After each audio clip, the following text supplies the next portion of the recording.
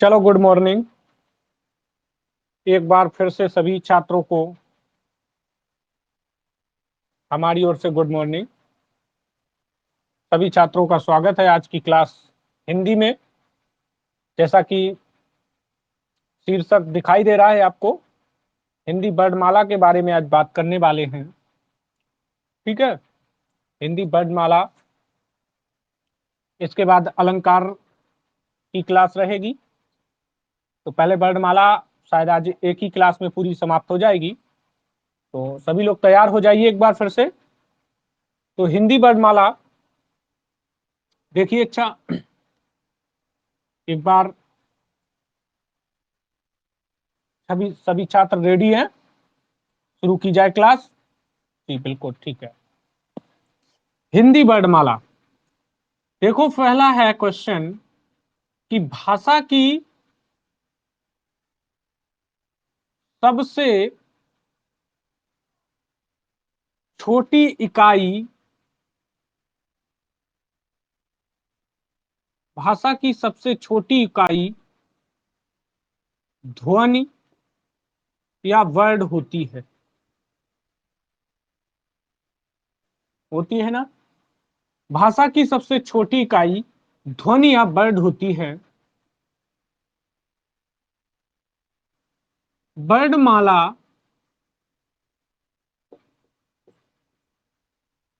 वर्णमाला किससे कहते हैं?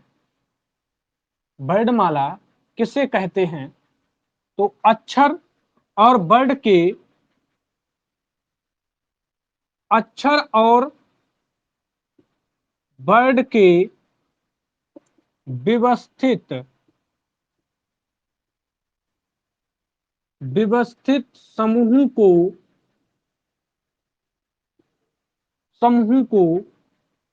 वर्णमाला कहते हैं।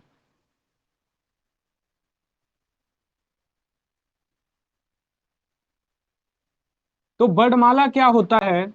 अक्षर और वर्ड के व्यवस्थित समूह को वर्णमाला कहते हैं। और अक्षर जो होता है वो किससे बनता है? वर्ड से।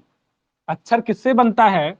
अक्षर का निर्माण जो है वो वर्ड से होता है। कहां से होता है? वर्ड से होता है।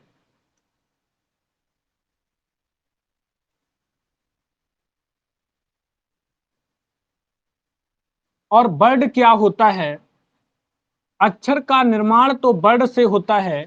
और वर्ड क्या होता है जानते होंगे? वर्ड क्या होता है?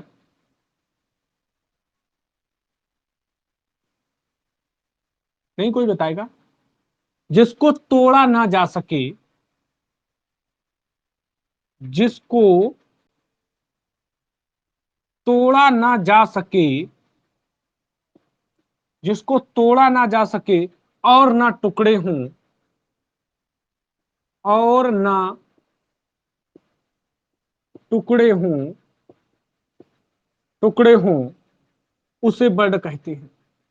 बात समझ रहे? तो वर्ड क्या होता है? जिसको तोड़ा ना जा सके,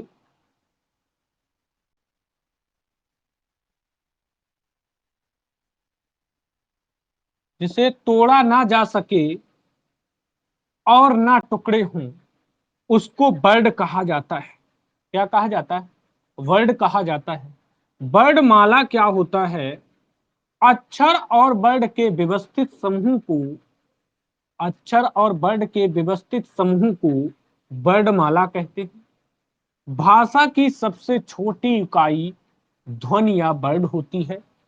बहुत क्वेश्चन ये बनाया जाता है कि भाषा की सबसे छोटी इकाई क्या है? तो भाषा की सबसे छोटी इकाई ध्वनि और वर्ड होता है। इसके बाद बात करेंगे हम वर्णमाला में कितने स्वर होते हैं। हमारी वर्णमाला में कितने स्वर होते हैं तो देखना है। अब हमारी वर्णमाला में जो स्वर हैं वो होते हैं आ, ई, उ, ऋषि। ए ऐ ओ औ अंग आहा, ये हमारी वर्णमाला में कुल 13 स्वर होते हैं। 1 2 3 4 2 6 2 8 2 10 2 12 1 13, यानी हमारी वर्णमाला में कुल स्वर की बात की जाए तो कुल स्वर 13 होते हैं। कुल स्वर कितने होते हैं? 13 होते हैं। और वर्णों, ये आपके लेखन के अनुसार 13 हैं, बोलने के हिसाब से कुल 11 होते हैं। बोलने के हिसाब से कितने होते हैं? 11 स्वर होते हैं। बात समझ रहे हैं? हाँ, बोलने के अनुसार कितने होते हैं? 11 होते हैं। और लिखने के अनुसार कितने होते हैं? 13 होते हैं।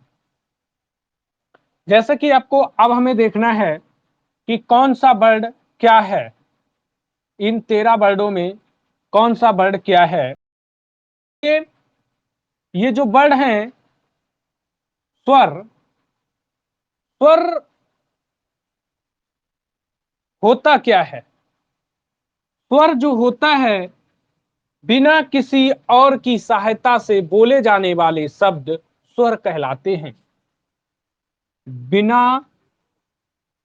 किसी की सहायता के बोले जाने वाले, बोले जाने वाले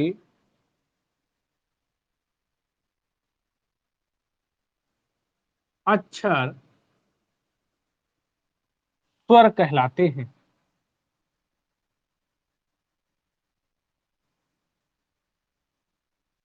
यानी वो ऐसे अक्षर होते हैं, ऐसे बोले जाने वाले वर्ड होंगे, अक्षर नहीं, वर्डों से मिलकर के ही अक्षर बनता है, वर्ड होंगे। बिना किसी सहायता के बोले जाने वाले वर्ड, जो किसी की सहायता नहीं लेते हैं, स्वतंत्र हैं, उन्हें स्वर कहा जाता है। उन्हें क्या कहा जाता है? स्वर कहा जाता है। आगे देखते हैं।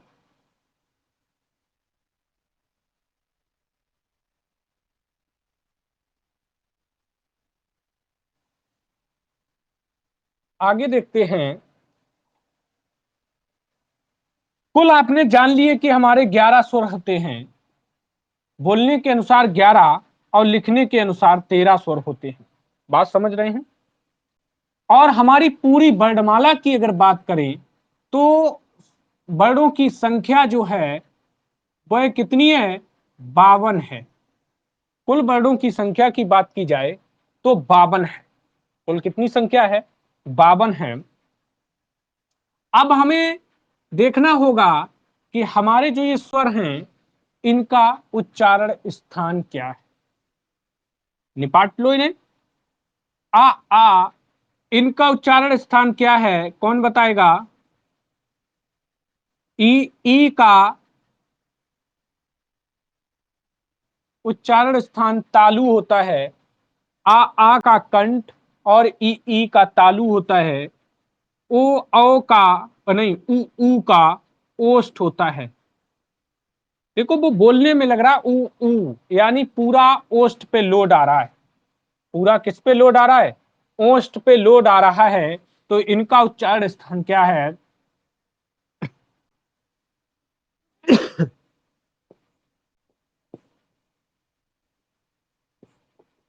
उच्चारण स्थान कंठ तालु ओष्ठ। ऋषि का उच्चारण स्थान मूर्धा।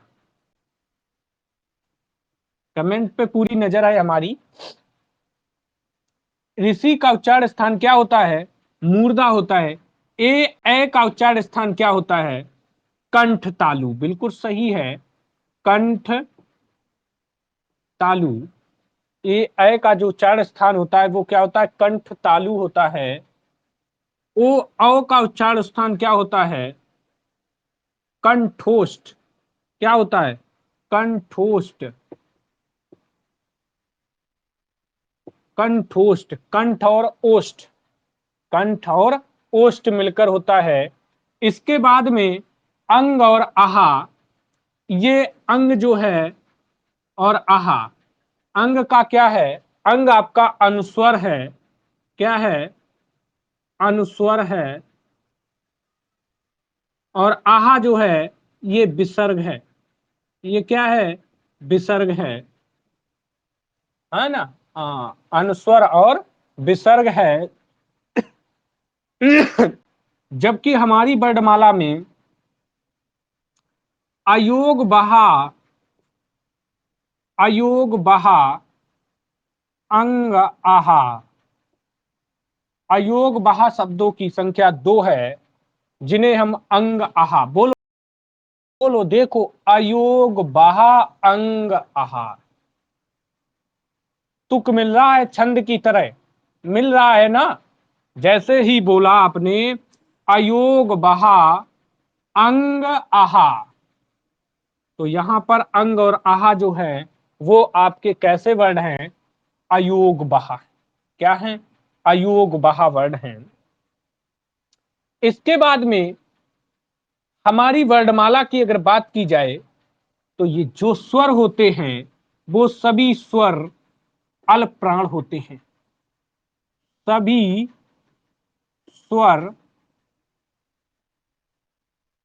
अल्प प्राण होते हैं। सभी स्वर अल्प प्राण होते हैं, लेकिन आहा जो है ये आपका महाप्राण होता है।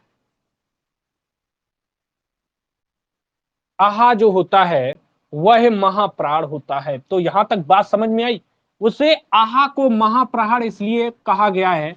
अल्प प्राण का अर्थ होता है जिसको बोलने में बहुत कम समय लगे। जिसको बोलने में बहुत कम समय लगे। तो जो स्वर हैं वो सभी आपके अल्प प्राण हैं। और केवल एक आहा, उसको बोलो तो टाइम लगता है। आहा, आहा, बोलो, आहा। जैसे आपने आहा बोला तो उससे बहुत समय लग रहा है। लग रहा है ना? जब अधिक समय लगता है तो उसको महाप्राण कहते हैं। इसलिए आहा को महाप्राण कहा गया है। आहा को क्या कहा गया है? महाप्राण कहा गया है। तो हमारे जो स्वर हैं वो सभी कैसे हैं? अल्पप्राण है, आहा को छोड़ करके। इसके बाद में सभी स्वर जो हैं, सभी स्वर सघोष होते हैं। सघोष होते हैं। जो भी स्वर हैं वो सभी कैसे होते हैं? सघोष होते हैं। बात समझ रहे? तो याद रखोगे भाई, स्वर आपके आ से स्टार्ट होते हैं। अल्प प्राण आ से स्टार्ट हो रहा है। अल्प प्राण लिखेंगे तो ये आ से ही स्टार्ट होता है। इसलिए सभी स्वर आपके अल्प प्राण हैं। याद कर लेंगे ना? अब बात आई आपकी सघोष और अघोष की। जब सघोष और अघोष पे बात करेंगे तो आपका सघोष, अघोष, आ से स्टार्ट है तो अघोष नहीं है। आ से स्टार्ट है तभी अघोष नहीं है। तो ये सभी स्वर जो होते हैं वो कैसे होते हैं? सघोष होते हैं। सभी स्वर कैसे होते हैं? सघोष होते हैं। यहां तक कोई ऐसा छात्र जिसे परेशानी हुई है, स्वरों में कोई दिक्कत आ रही हो कि सघोष, अघोष, अल्पप्राण, महाप्राण, उच्चारण स्थान, यहां तक क्लियर है ना? इसके बाद स्वरों का आगे हिसाब किताब लगाया जाए। बहुत ही इंपॉर्टेंट है। हिंदी की अगर नजर से आप देखेंगे तो ये बहुत इंपॉर्टेंट है। परीक्षाओं में अक्सर पूछे जाने वाले क्वेश्चन वर्णमाला से होता है। परीक्षाओं में ज्यादातर क्वेश्चन वर्णमाला से आना तय है। एक या दो क्वेश्चन निश्चित ही पूछा जाता है। इसलिए वर्णमाला को पूरी तरह से आपको तैयार कर लेना है, रट लेना है। वैसे हमारे छात्र सभी रटे बैठे हैं क्योंकि हमने जबरदस्त मेहनत करवाई है क्लास में, ऑफलाइन क्लासों में। लेकिन एक सोच हमारी ये है कि प्रत्येक चैप्टर को हम एक बार ऑनलाइन बना करके और इसके बाद यूट्यूब पे ये सेवाएं दे दें, जिससे कि बच्चा कभी परेशान अगर होता है या उसका नोट्स खो जाता है, नोट्स नहीं है,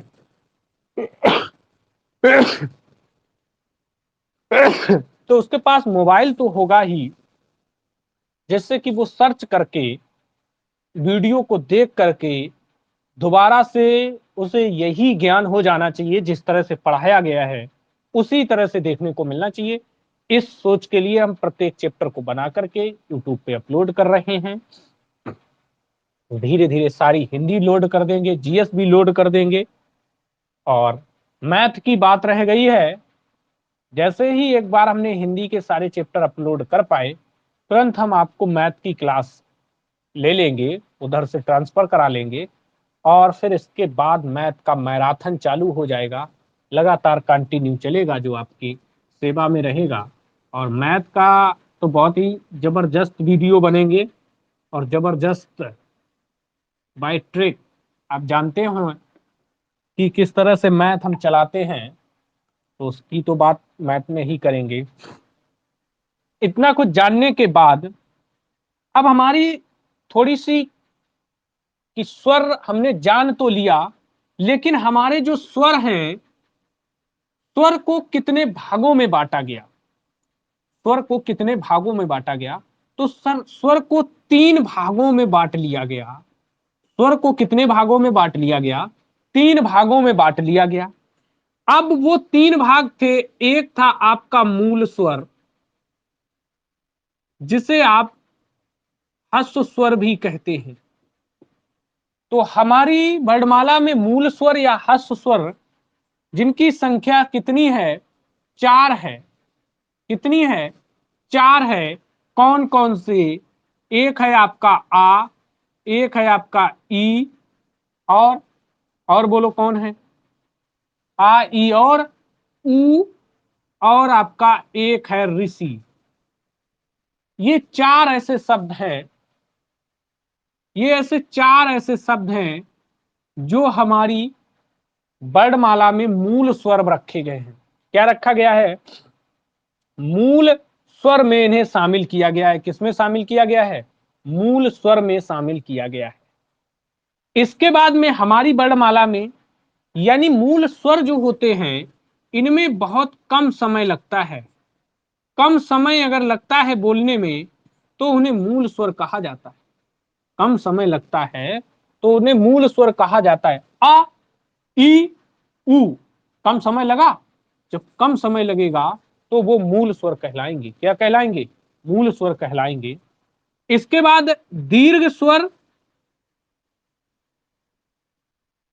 दीर्घ स्वर जो होता है वो हमारी वर्णमाला में, हमारे छात्र बिल्कुल सही आंसर दे रहे हैं, 7 हमारे दीर्घ स्वर हैं।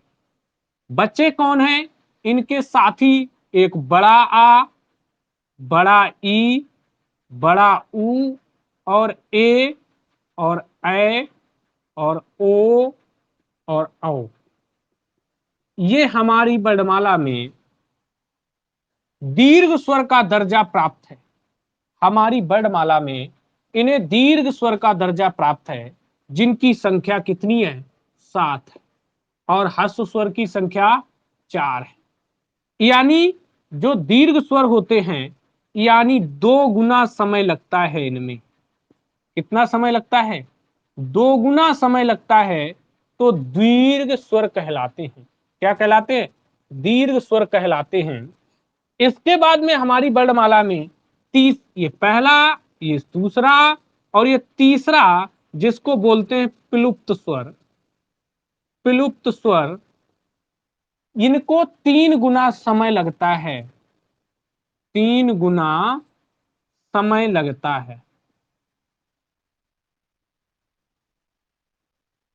तो हमारी वर्णमाला में जो प्लुप्त स्वर हैं, उनको बोलने में हमें 3 गुना समय लगता है। कितना समय लगता है? 3 गुना समय लगता है। तो उन्हें प्लुप्त स्वर कहा जाता है। क्या कहा जाता है? प्लुप्त स्वर। जैसे हम बोलते हैं, उदाहरण में कह देते हैं ओम, बोलते हैं ओम, है। हाँ बिल्कुल, पुकारने में, चिल्लाने में। हाँ। और राम, ऐसे शब्द जो हैं बोलते हैं, ये भी आपका क्या है? विलुप्त स्वर है। जैसे सुनो, सुनो, बोलते हैं। इस तरह के शब्द जो होते हैं, उन्हें हम क्या कहते हैं? प्लुप्त स्वर कहलाते हैं। राम बिल्कुल सही है। तो यहां तक आप समझ गए ना कि प्लुप्त हमारी वर्णमाला में स्वरों को 3 भागों में बांटा गया है। स्वरों को कितने भागों में बांटा गया है? 3 भागों में बांटा गया है। आगे की बात करेंगे। हमारी वर्णमाला में अभी स्वरों की पर ही बात चल रही है। हमारी वर्णमाला में संयुक्त स्वरों की संख्या 4 है। संयुक्त स्वरों की संख्या कितनी है? 4 है। संयुक्त स्वरों की संख्या कितनी है? 4 है। अब हमारे वर्णमाला में जो संयुक्त स्वरों की संख्या 4 है, कौन कौन से? ए, ऐ, ओ, औ। ये हमारी वर्णमाला में 4 संयुक्त स्वर हैं। 4 संयुक्त स्वर हैं। जबकि अब संयुक्त का मतलब होता है कि किसी ना किसी से उनको जोड़ करके बनाया गया है। किसी ना किसी से जोड़ करके बनाया गया है, तभी तो संयुक्त स्वर कहलाया है। अब जैसे आपका ए है, तो ए किससे जोड़ के बनाया गया? आ प्लस ई। इससे ही तो मिलके बना है, आ प्लस ई। अब ये हमारा किससे मिलकर बना है? आ प्लस ए से मिलकर बना है। यानी छोटा वाला जब बन जाता है तो बड़ा वाला छोटे की सहायता कर देता है, तो बड़ा वाला भी बन जाता है। इसको कैसे बनाया गया? आ प्लस ऊ से। आ प्लस ऊ से बनाया गया, और जब ये मिल जाता है तो फिर बन जाता है आ प्लस ओ। आ प्लस ओ। तो इस तरह से ये 4 हमारे संयुक्त स्वर हैं। 4 हमारे संयुक्त स्वर हैं। इसीलिए इन्हें बोलने में भी संयुक्त स्वर थे। इसीलिए बोलने में भी इनको संयुक्त 2 ही जगह का प्रयोग करना पड़ता है, कंठ तालव्य, कंठ ओष्ठ। बात समझ गए? तो इस तरह से संयुक्त स्वर समझ चुके हैं आप कि संयुक्त स्वर क्या होता है। जान गए ना यहां तक संयुक्त स्वर की पहचान क्या है? संयुक्त स्वर समझ चुके हैं, ठीक है। अब आगे बात करेंगे। कुछ जीव से अक्षर प्रयोग करे जाते हैं। जीव से प्रयोग जो होता है उसके बारे में थोड़ा सा जानना है आपको। हमारी वर्णमाला में अग्र स्वर कौन कौन से हैं? वे स्वर जिनका उच्चारण जीभ के अग्रभाग से होता है। वे स्वर जिनका प्रयोग हमारी वर्णमाला में जीभ के अग्रभाग से, जीभ के अग्रभाग से, अग्रभाग से, अग्रभाग से होता है, उन्हें हम अग्र स्वर कहते हैं। अग्र स्वर जो होते हैं वो आपके ई और ए ई और ए बोल के देख लो ना। ई ए यानी आपके जीभ का जो आगे का हिस्सा है, आपके बिल्कुल आगे टो पे टकरा रहा होगा, इसीलिए इसे अग्र स्वर कहा गया है।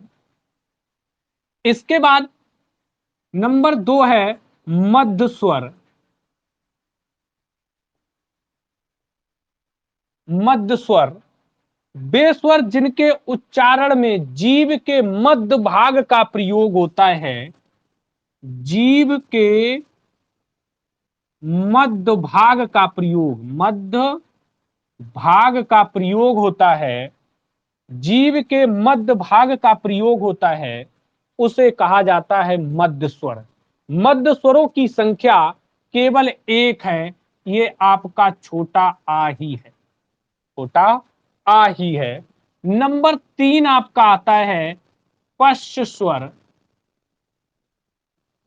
पश्च स्वर वे स्वर जिनके जीभ के पीछे वाले भाग से, जीभ के पीछे वाले भाग से, ये आपका है छोट बड़ा आ, ऊ, ऊ, ओ, औ। बात समझ में आ रही है? तो ये आपके पश्च स्वर जो है 5 हैं, बड़ा ऊ और ओ औ, ये आपके पश्च स्वर हैं। मध्य स्वर केवल आ है और अग्र स्वर ई और ए ऐ हैं। बात समझ में आ गई? ठीक है। अब मुख के प्रयोग से कुछ शब्द होते जैसे जिन्हें हम बोलते आवृत मुखी, जैसे हमने बोल दिया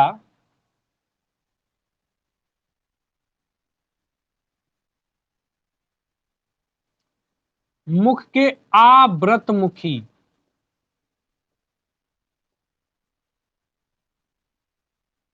आवृत मुखी, आ मीने नहीं और व्रत मीन्स व्रत और मुखी, यानी व्रत मीन्स गोल मुंह नहीं बनता है जिस शब्दों का, उन्हें आवृत मुखी कहते हैं। जैसे आ, आ, ई, ए, ऐ, ये आपके आवृत मुखी शब्द हैं। क्यों है? आ मीन्स नहीं, व्रतमुखी यानी व्रत की तरह नहीं घूमता है मुंह, उसे कहते आवृतमुखी। अब व्रतमुखी क्या होता है? व्रतमुखी यानी जिसमें व्रत बनता हो आपका मुख, उसे कहा गया व्रतमुखी। जो आपके कौन है? ऊ, ऊ, ओ, औ, आय, आय, ये शब्द आपके व्रतमुखी हैं। तो कुछ याद नहीं करना, बोलो, देखो, बोल के देखो। ऊ, ऊ, देखो मुंह गोल हुआ, ऊ, ऊ, गोल हो रहा है। ओ, औ, देखो मुंह के ओंठों के बीच में गोला बन रहा है, बन रहा है ना। तो इसलिए इन्हें व्रतमुखी कहा गया है। मुंह में मुखी मीस मुंह, मुंह का गोला बन रहा है तो व्रतमुखी है। आवृतमुखी, जो आ माने नहीं, जो व्रत के आकार में नहीं मुख बनता है, उसे आवृतमुखी कहते हैं। आ, आ, आ, पूरा खुल के रह गया। ई, ई, ई, मुंह एकदम फैल गया। ए, आए, फिर मुंह एकदम पूरी तरह से फैल गया। ऊ, देखो ऊ बोलो तो एकदम दोनों ओंठों के बीच में गोला है, इसलिए इन्हें व्रतमुखी कहा गया। तो बात समझ में आ गई है? यहां तक समझ में आ चुका है सभी छात्रों को? समझ में आ गया है। इसके बाद में हमारी वर्णमाला में आगत स्वर कौन होता है? आगत स्वर,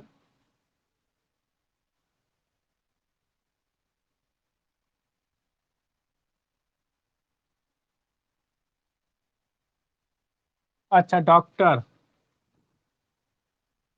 ये जो आ है, इसी को चंद्रबिंदी नहीं लगेगी, इसको हम आगत स्वर कहते हैं। इसको क्या कहते हैं? आगत स्वर कहते हैं। जैसे हम लिख देते हैं काफी, ये शब्द हमारी भाषा में फारसी शब्द है। कैसा शब्द है? फारसी शब्द है। जैसे लिख देते हैं टॉफी, टॉफी, तो ये क्या है आपका? ये भी आपका कैसा है? आगत स्वर का प्रयोग किया गया है, तो इसे हम आगत स्वर कहते हैं। तो इसका मतलब ये है कि हिंदी वर्णमाला में जो 13 आपके स्वर थे, उन्हें हमने पूरी तरह से कंप्लीट करा दिया। कोई छात्र ऐसा जिसको यहां तक ये नहीं पता है कि अभी तक हमने पूरा कंप्लीट नहीं कर पाए? यानी 13 वर्णमाला के जो छात्र, जो शब्द थे, स्वर जिन्हें बोलते हैं, उन्हें पूरी तरह से कंप्लीट करा दिया गया है। यहां तक समझ में आ गया सभी छात्रों को? कोई दिक्कत नहीं है? चलो बढ़िया है, कोई दिक्कत होना भी नहीं चाहिए। चलते हैं आगे, चलते हैं आगे की साइड। अब बात करेंगे हम व्यंजन की। अब बात करेंगे व्यंजन। स्वर तो आप जान गए थे, जो किसी की सहायता से नहीं बोले जाते हैं, लेकिन व्यंजन जो होता है वो स्वर की सहायता से बोला जाता है। स्वर की सहायता से, सहायता से उच्चारण हो उसे व्यंजन कहते हैं, उसे व्यंजन कहते हैं। बात समझ गए? तो व्यंजन क्या होता है? जो स्वर की सहायता से उच्चारण किए जाते हैं उन्हें व्यंजन कहा जाता है। व्यंजन आपको 25 स्पर्शी व्यंजन जो होते हैं उनको देखना है पहले। इस तरह से का, च, का, ता,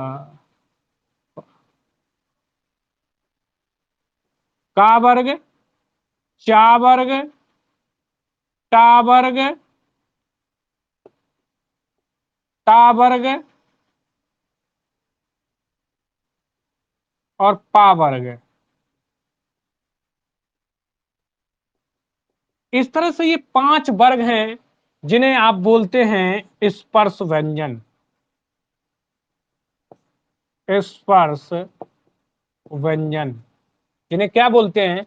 स्पर्श व्यंजन। कचट तप, कचट तप, ये आपके 25 जो है व्यंजन हैं। और इन्हें कैसे? का, खा, गा, घा, इंग्या। इसके बाद चाका है, चा, छा, जा, झा, या। इसके बाद टा वर्ग में है टा, ठा, डा, ढा, अड़ा। इसके बाद में है ता वर्ग में ता, था, दा, धा, ना। इसके बाद है पा वर्ग में पा, फा, बा, भा, मा। इस तरह से ये 25 वर्ण ऐसे हैं जिन्हें आप स्पर्श व्यंजन कहेंगे। क्या कहेंगे? स्पर्श व्यंजन कहेंगे। उसी जगह पे स्पर्श संघर्षी व्यंजन की बात आ जाती है कि हमारी वर्णमाला में स्पर्श संघर्षी व्यंजन कौन से हैं? तो केवल 4 वर्ग है। स्पर्श संघर्षी व्यंजन, संघर्षी व्यंजन। बात समझ रहे हैं बात को? स्पर्श संघर्षी व्यंजन केवल 4 वर्ग है। टोटल स्पर्श व्यंजन जिन्हें स्पर्शी व्यंजन बोलते हैं, केवल स्पर्शी व्यंजन कहते हैं, तो केवल आपके 25 टोटल स्पर्शी व्यंजन हैं। कुल कितने हैं? 25 आपके स्पर्शी व्यंजन हैं। तो यहां तक कि 25 स्पर्शी व्यंजन आपको याद हो जाएंगे। इन 25 स्पर्शी व्यंजन के आपको याद क्या करना है? उच्चारण स्थान। उच्चारण स्थान कैसे याद करेंगे? का से तो आपका कंठ ही रहेगा, तो का वर्ग का उच्चारण स्थान कंठ होता है। का वर्ग का उच्चारण स्थान यानी का, खा, गा, घा, इंग्या, सभी का उच्चारण स्थान क्या होगा? कंठ ही होगा। जबकि चा वर्ग का उच्चारण स्थान तालु होता है। चा, छा, जा, झा, वा, ये सभी वर्णों को तालु के प्रयोग से बोला जाता है। इसके बाद में टा, ठा, डा, ढाड़ा, इनका उच्चारण स्थान मूर्धन्य होता है, जिसे आप मूर्धा बोलते हैं। यानी मूर्धन्य का प्रयोग करके टा वर्ग के सभी अक्षरों का प्रयोग किया जा सकता है। इसके बाद में ता, था, दा, धा, ये दंत का प्रयोग करके, क्या प्रयोग करके? दंत, जिन्हें आप दांत बोलते हैं, तो इनका उच्चारण स्थान दंत से है। कहां से है? दंत से है। इसके बाद है पा, फा, बा, भा, मा, इनका उच्चारण स्थान ओष्ठ से है। कहां से है? ओष्ठ से है। तो पा, फा, बा, भा, मा, इनका उच्चारण स्थान ओष्ठ से किया जाता है। तो यहाँ 25 व्यंजन जो हैं उनमें उच्चारण स्थान भी याद हो गए। याद आप इसको ऐसे कर लो, इसको याद आप ऐसे कर लो। एक गाड़ी आती है जिसे आपने खरीदने का पूरा विचार है आपका, के टी एम 2।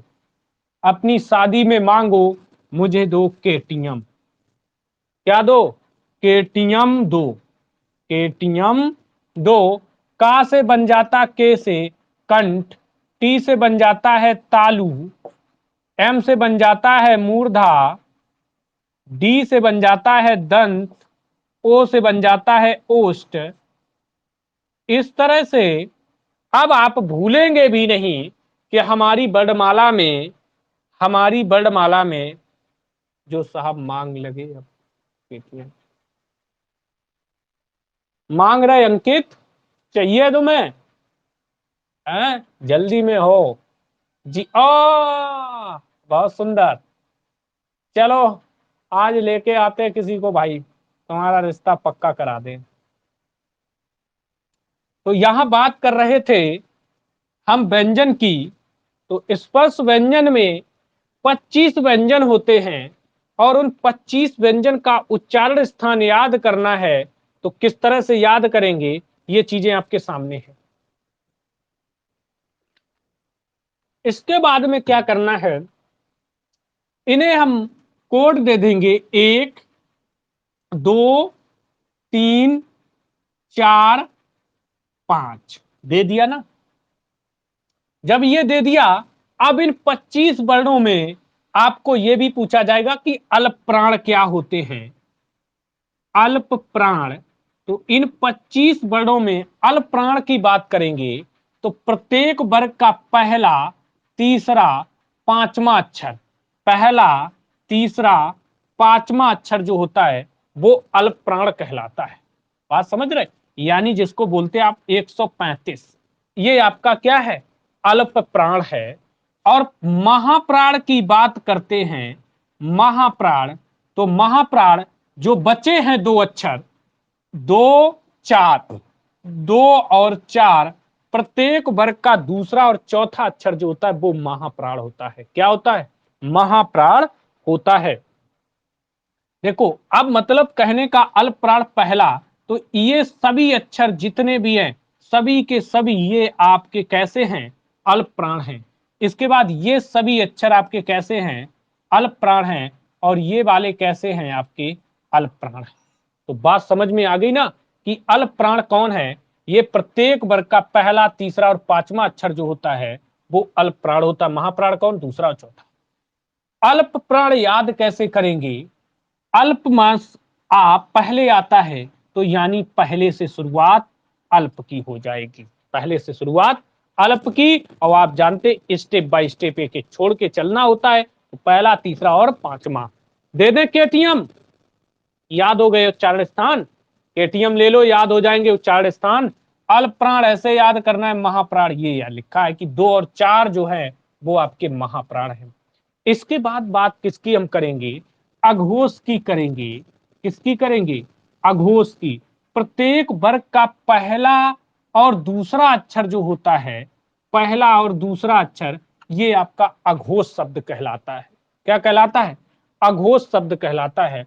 तो पहला और दूसरा, वर्णमाला का पहला और दूसरा अक्षर क्या है? अघोष है। जबकि आपका सघोष, सघोष शब्द जो होता है वो तीसरा, चौथा और पांचवा होता है। प्रत्येक वर्ग का तीसरा, चौथा और पांचवा जो शब्द होता है उसे आप क्या कहते हैं? अघोष, सघोष कहते हैं। प्रत्येक वर्ग का तीसरा, चौथा और पांचवा क्या होता है? सघोष। पहला और दूसरा अघोष होता है। वर्ग का पहला का कौन सा है? ये का कंठ से, चा वर्ग तालु से, टा वर्ग मूर्धा से, ता वर्ग दंत से, पा वर्ग ओष्ठ से। याद हो जाएंगे उच्चारण स्थान। बहुत ही जबरदस्त शॉर्ट स्क्रीन भी ले सकते हैं आज। बहुत ही गजब का नेट आज चल रहा है, एकदम क्लियरिटी दिखाई दे रही है। बिल्कुल दिखाई दे रहा है। हाँ, नेट चल रहा है, इसलिए शाम को नेट की बड़ा प्रॉब्लम हो रही है, इसलिए हमने सारी क्लास सुबह ही डाल दी है। ठीक है, कोई जाना नहीं है। बीच में आपका आधे घंटा का ब्रेक होएगा, उस ब्रेक में आप भी भोजन करिए, हम भी भोजन करें, इसके बाद फिर आइए जीएस की लाइव क्लास। इसके बाद पूरे दिन मस्त रहिए आराम से, क्योंकि दिन में नेट बहुत दिक्कत कर रहा है। ठीक है, तो सुबह थोड़ा नेट अच्छा चलता है तो क्लास सुबह ही बेहतर रहेगी। ठीक है, हाँ। इसके बाद में हमारी वर्णमाला में उच्छिप्त व्यंजन कौन से होते हैं?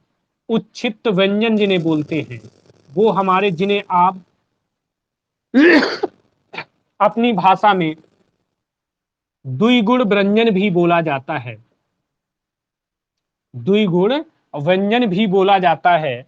वो आपके कौन कौन से हैं? डा और ढा। डा और ढा ये हमारी वर्णमाला में उच्छिप्त व्यंजन कहलाते हैं। क्या कहलाते हैं? उच्छिप्त व्यंजन कहलाते हैं।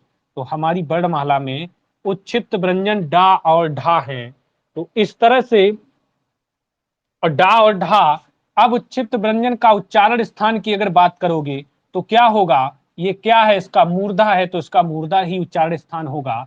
इसके बाद ये दोनों के दोनों वर्ड कैसे हैं? दोनों के दोनों सघोष हैं, क्योंकि ये वर्ड के तीसरे और चौथे अक्षर हैं। डा आपका अल्प प्राण है और ढा आपका महाप्राण है। इस तरह से ये आपको याद हो जाएगा उच्छिप्त व्यंजन। यहां तक क्लियर हो जाता है? सभी छात्र यहां तक क्लियर हो जाता है? हाँ बिल्कुल तनिष्का, अभी क्लास वो 11 बजे से होएगी। ठीक है, ऐसे कोशिश 11 बजे से रहेगी वो क्लास। करेक्ट है, 11 बजे ही रहेगी वो क्लास। इसके बाद हम स्पर्श व्यंजन को रिमूव कर इसको पूरा हटा रहे हैं। आगे बात करेंगे कुछ और व्यंजनों की, जिनका नाम है अंतस्थ व्यंजन। हमारी वर्णमाला में अंतस्थ व्यंजन के नाम से 4 वर्ड जाने जाते हैं। वो 4 वर्ड कौन कौन से? या, रा, ला, वा। या, रा, ला और वा। तो या, रा, ला, वा ये हमारे कैसे हैं? अंतस्थ व्यंजन हैं। इस या का उच्चारण स्थान आपको पता होगा क्या होता है? तालु होता है। क्या होता है? तालु होता है। रा और ला का दंत होता है। क्या होता है? जिसको या और रा का क्या होता है? दंत मूल। क्या होता है? दंत मूल, जिसे आप बोल देते हैं वर्तस्य। वर्तस्य ऐसे भी कहीं कहीं लिखा मिलेगा। और वा का उच्चारण स्थान दंतोष्ठ होता है। क्या होता है? दंतोष्ठ होता है। तो यहां तक क्लियर हो जाता है अंतस्थ व्यंजन में उच्चारण स्थान क्या है? या, रा, ला और वा। तो ये सभी हमारे कैसे हैं? इसके बाद अंतस्थ व्यंजन ये सभी अल्प प्राण होते हैं। क्या होते हैं? अल्प प्राण होते हैं। सघोष होते हैं या अघोष होते हैं? अल्प प्राण होते हैं, बिल्कुल सही है। जो अंतस्थ व्यंजन होते हैं अल्प प्राण होते हैं। सघोष होते हैं या अघोष होते हैं? ये बताओ, सघोष होते हैं या अघोष होते हैं? ये सभी हमारे सघोष होते हैं। क्या होते हैं? सघोष होते हैं। क्या होते हैं? सघोष होते हैं। तो यहां तक याद हो जाएगा ना कि अंतस्थ व्यंजन जो है वो सभी हमारे अघोष अल्पप्राण होते हैं। इनका उच्चारण स्थान जान ही लिया है आपने। इसके बाद ऊष्मीय व्यंजन, जिनमें बहुत ज्यादा ऊष्मा होती है, वो कौन कौन से व्यंजन होते हैं? वो हमारे सा, सा और सा और हा, ये हमारे ऊष्म संघर्षी व्यंजन, ऊष्मीय व्यंजन जिन्हें बोलते हैं। ठीक है, ऊष्मीय व्यंजन जिन्हें बोलते हैं, ठीक है, वो होते हैं। इसका उच्चारण स्थान सीटी वाले सा का तालु होता है और षटकोण वाले का मूर्धन्य होता है। मूर्धन्य होता है। और सा, सपेरा, इसका दंत होता है। याद कर लो, सा से सपेरा। सपेरा कौन रखता है? सर्प। और सर्प के क्या तोड़े जाते हैं? दांत। सर्प के क्या तोड़े जाते हैं? दांत। तो यहाँ पर याद हो जाएगा कि सपेरा वाला जो सा है उसका उच्चारण स्थान दंत है और हा का उच्चारण स्थान कंठ है। हा का उच्चारण स्थान कंठ है। तो यहां तक क्लियर हो जाता है। हा का उच्चारण स्थान क्या है? कंठ है। तो ये आपके ऊष्म संघर्षी व्यंजन हैं। कैसे हो? ऊष्म संघर्षी व्यंजन है। ये अल्प प्राण है या महाप्राण है? बताओ, ये अल्प प्राण है या महाप्राण है? इनमें बहुत समय लगता है, बहुत ताकत लगती है, इसलिए इन्हें महाप्राण का दर्जा दिया गया है। इन्हें क्या दिया गया है? महाप्राण का दर्जा दिया गया है। Very good. सघोष हैं या अघोष हैं? सघोष हैं? बताओ बताओ बताओ, जल्दी बताओ, बताओ जल्दी बताओ, ये सभी कैसे हैं? तीन सा अघोष, वेरी गुड, बिल्कुल सही बात है। ये तीन जो हैं ये आपके अघोष हैं। ये क्या हैं? अघोष हैं। और ये जो हा है ये आपका सघोष है। ये आपका सघोष है। तो यहां तक क्लियर हो जाता है ऊष्मी संघर्षी व्यंजन, ऊष्म संघर्षी व्यंजन का मटेरियल आपको समझ में आ गया ना। इसके बाद में आपके आते हैं संयुक्त व्यंजन।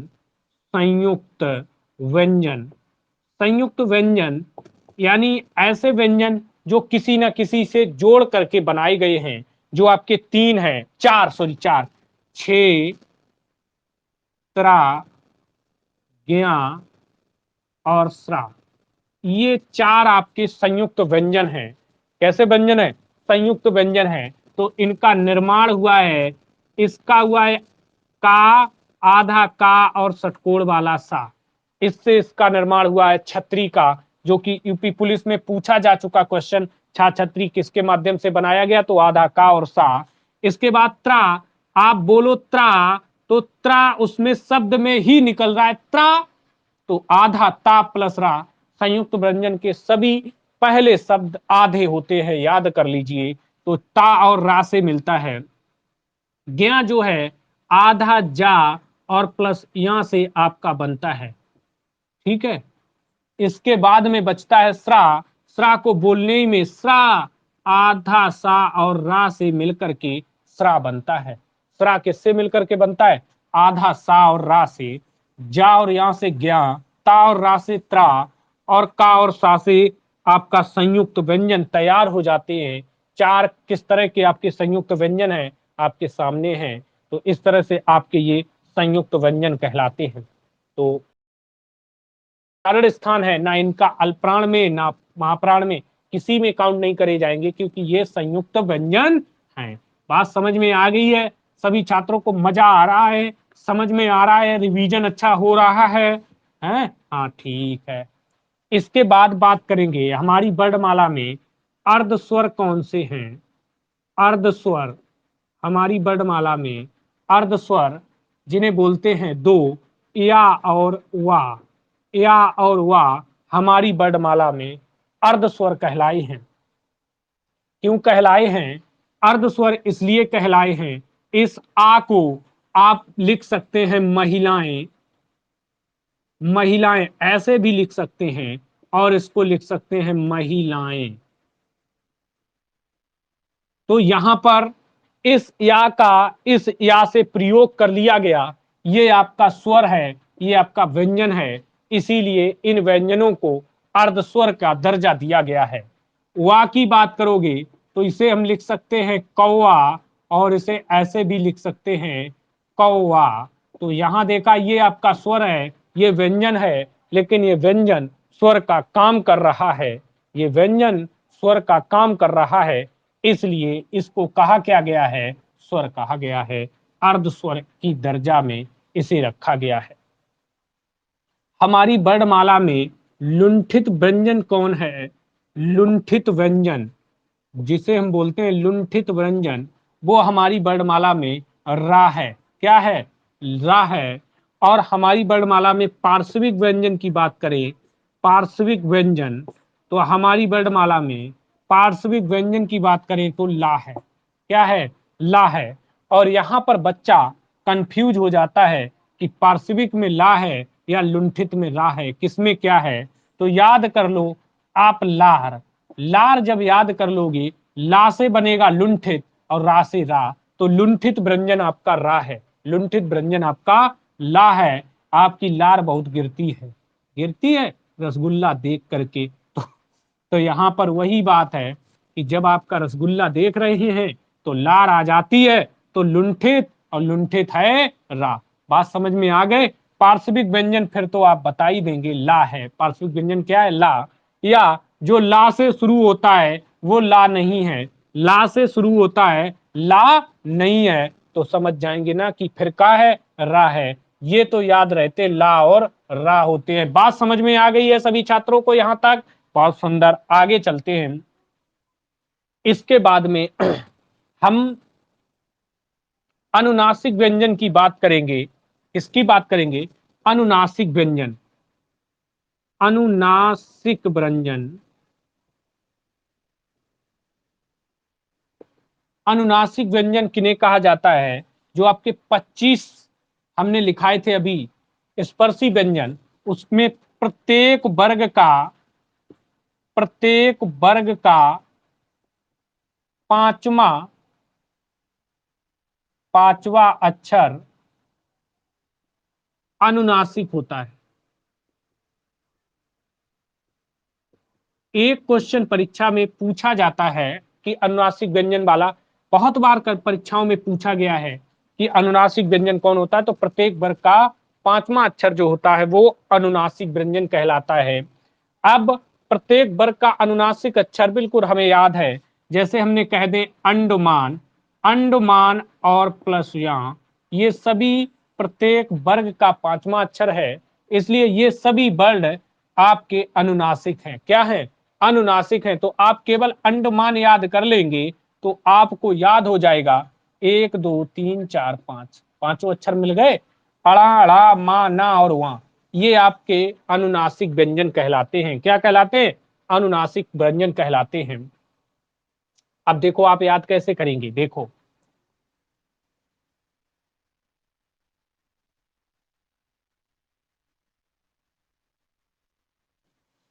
अल्प प्राण कैसे याद रखेंगे?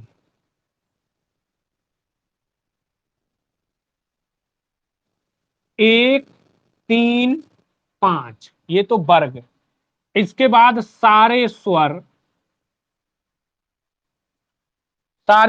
केवल आहा को छोड़ करके, सारे स्वर तथा अंतस्थ व्यंजन,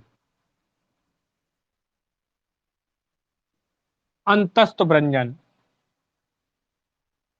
ये आपके अल्प प्राण हैं। आप केवल अल्प याद कर लो, बाकी माम फेंक देना। यानी प्रत्येक वर्ग का पहला तीसरा पांचवा अक्षर होता है। आ से एक, तो आ से एक शुरू हुआ तो 1 3 5 ये हो गए। सारे स्वर, स्वर कहां से शुरू हुए? आ से, तो आ से शुरू हुआ स्वर, तो सभी स्वर, तो जितने भी स्वर वो भी अल्प। अंतस्थ व्यंजन भी आपके अल्प प्राण है। अंतस्थ कहां से लिखा है? आ से, आ से शुरू हुआ है तो आ का अल्प, आ का अल्प। तो इस तरह से अल्प प्राण में क्या क्या है? आपका अल्प प्राण में क्या क्या है याद रखो कि आपका सारे स्वर हैं, अंतस्थ व्यंजन, और प्रत्येक वर्ग का पहला तीसरा पांचवा अक्षर, ये क्या है? आपका अल्प प्राण है। बात आती है महाप्राण की। महाप्राण की, प्रत्येक वर्ग का दूसरा और चौथा अक्षर, प्रत्येक वर्ग का दूसरा तथा चौथा अक्षर। इसके बाद में ऊष्म व्यंजन, ऊष्म व्यंजन ये क्या है? आपके महाप्राण। और और भी है आपका आहा, ये आहा जो है ये भी आपका महाप्राण है, ये भी आपका महाप्राण है।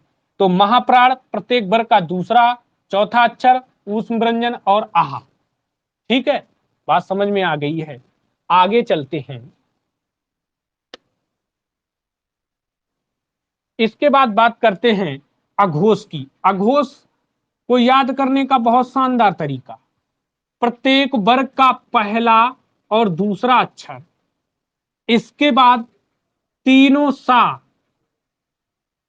तीनों सा,